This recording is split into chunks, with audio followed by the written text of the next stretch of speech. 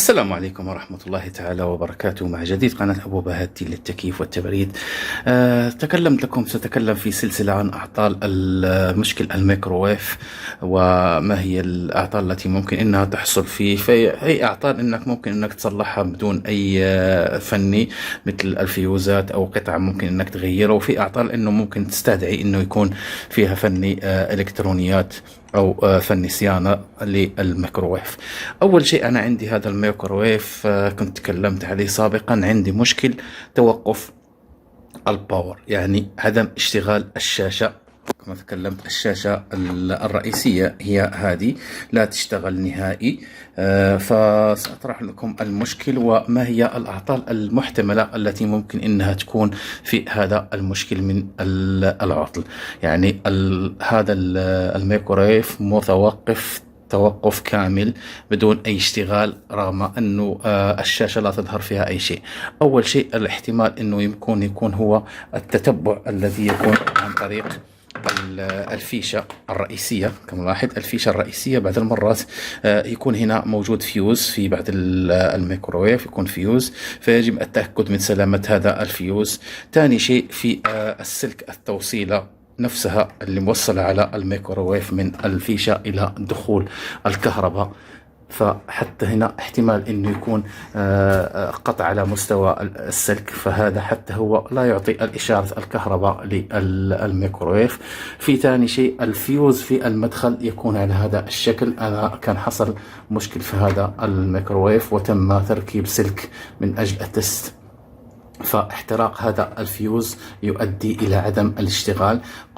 حصلت أن الفيوز محترق، فوضعت سلك لأجل التجربة، لكن نفس المشكل أنه لا يشتغل. فطريقة الفيوز ممكن أنك تجربه عن طريق الأومتر، كما قمت بتجربته في الأول، وقمت بفتح الفيوز والتأكد مني، فوجدت أنه محترق. سأريكم الطريقة كيف تتم العملية. فالطريقة سهلة، نضع التست على الأم اللي يعطي السونر، لاحظ، ونقوم بعملية تجربة الفيوز. نلاحظ أنه أعطانا الإشارة، فبالتالي فإنه سليم، لكن هو أصلا فيه مشكل. فقمت بوضع السلك من أجل التجربة في سلك توصيل يكون نحيف جدا، حتى لو حصل مشكل ولا هذا بعدين من بعد التجربة ممكن تغييره. أنا هذه الطريقة لا أستعملها، لكن أقوم بوضع بس فقط للتجربة، وبعد ذلك حغير الفيوز كله. بالنسبة للفيوز فكون هذا الفيوزات تقريبا القياس حقتها 12 أمبر، فهذا الفيوز قياسه 12 أمبر، ليس كالفيوزات الثانية، لأنه الميكروويف يكون عنده الكهرباء عالية بالنسبة للمحول والفولت العالي. هذا أول شيء. فحصلت أن الفيوز هذا مضروب، فعملت، لكن نفس المشكل أنه ما توصلت لحل في الباور. فالمشكل الثاني الذي ممكن أنه يكون حاصل وهو الوصول إلى الكرت الإلكتروني.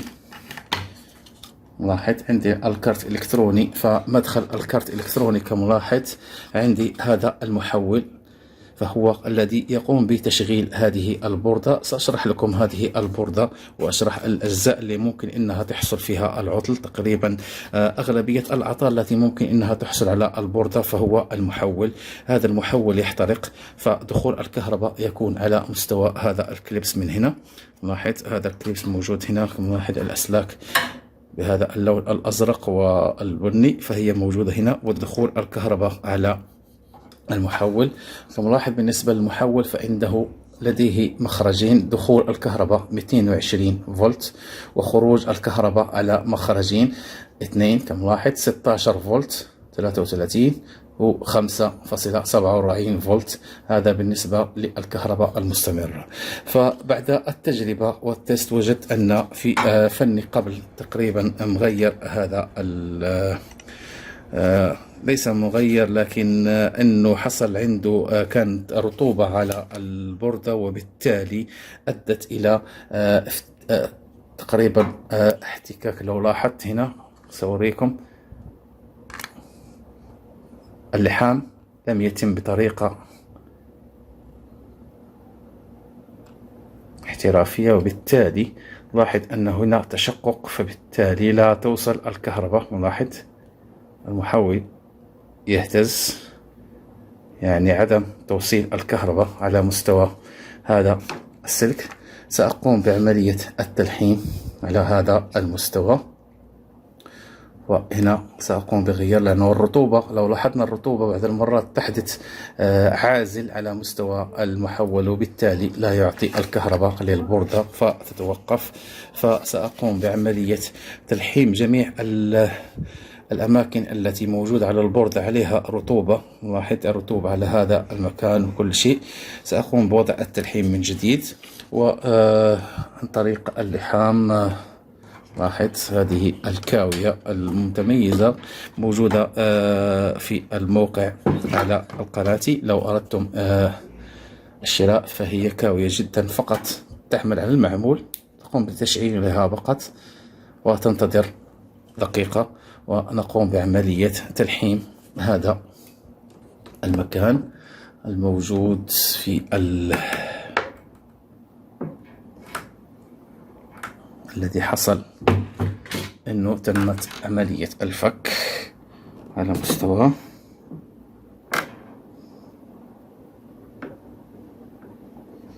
لكم الطريقة.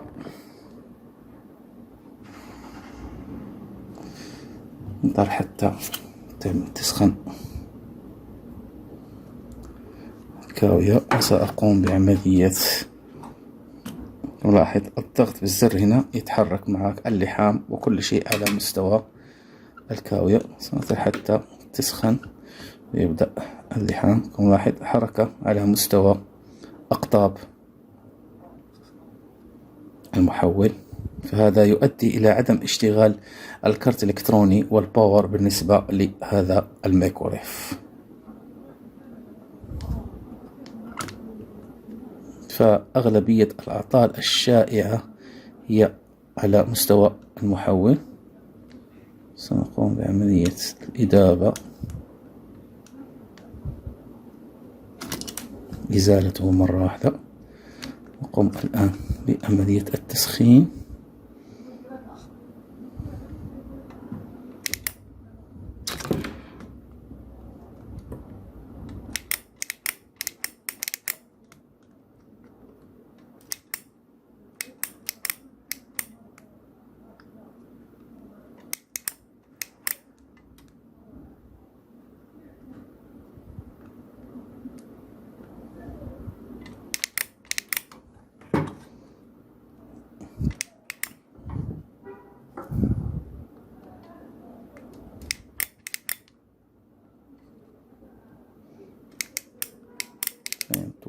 سأقوم بتوصيلها على بعض حتى تعطينا الحين ممتاز. واحد حتى هذا سأقوم بتلحيمه من جديد.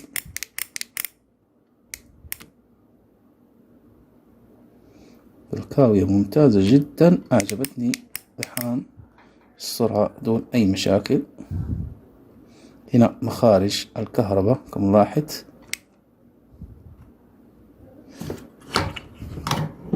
لا توجد توصيل في اللحامات، بس فقط من فوق.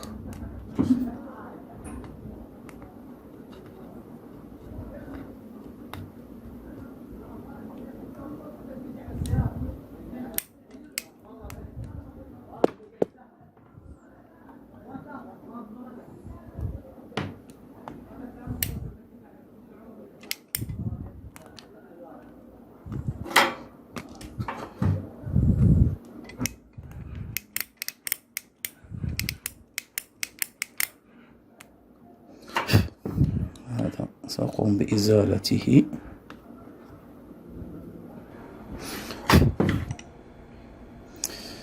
الأماكن الأخرى التي لا تصل إليها اللحام كما ملاحظ هنا، كل هذه الأماكن فهي غير موصلة باللحام بشكل يؤدي إلى عدم وصول الكهرباء إلى كل البوردة.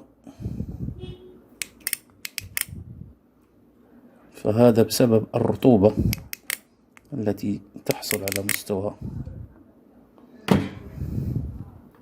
الكرت.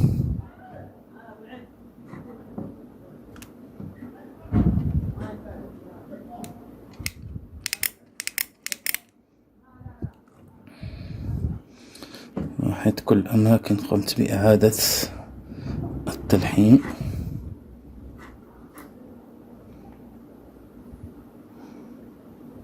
فلو عندك متوفرة هذه الكاوية ممكن أنك تصلحها بدون اللجوء إلى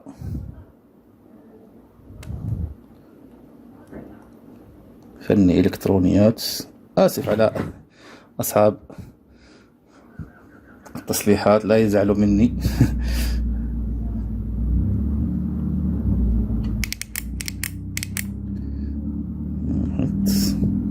تم التلحيم على مستوى القطع كاملة التي كان فيها تقريبا فك. فهذه هي التلحيم. سنقوم بعملية التجربة ونشوف هل حيشتغل معانا هذا المشكل. واحد كان سؤال التوصيلات، لو عندنا في حركة هنا على مستوى الروليات،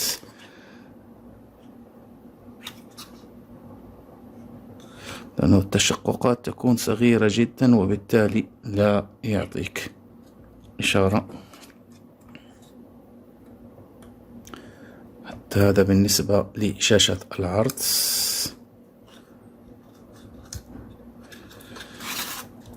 هذا كل شيء بالنسبة لتوقف الباور. نلاحظ بعد تلحيم المحول والأماكن اللي كان فيها مشكل، سنقوم الآن بعملية التشغيل وسنلاحظ هل سيشتغل معنا الميكروويف أو لا.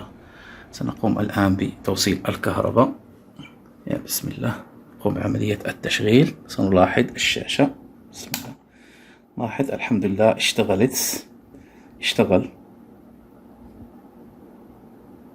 فكان المشكل هو التمديدات في التوصيلات بالنسبة للمحول. فأغلبية الأعطال التي تكون على هذا المستوى فهي في هذا المكان، لأنها تقريبا كما تكلمت عليها سابقا على مستوى الفيوز مدخل الكهرباء. فلما يكون هذا المشكل حتى المحول لو كان محترق وما يعطي الفولتات بالنسبة لهذه، فيمكن أنك تغيره عن طريق محول تاني تأتي به من أي قطعة تانية، أو أنك تشتريه من الوكالة وتركبه على نفس القطعة.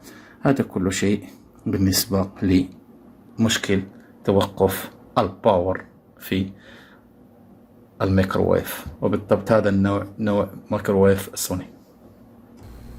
إذا كنت من متابعي القناة أرجو الضغط على اشتراك ليصلكم كل جديد، والضغط على الجرس، ولايك لجميع الفيديوهات، وشكرا لكم جزيل الشكر.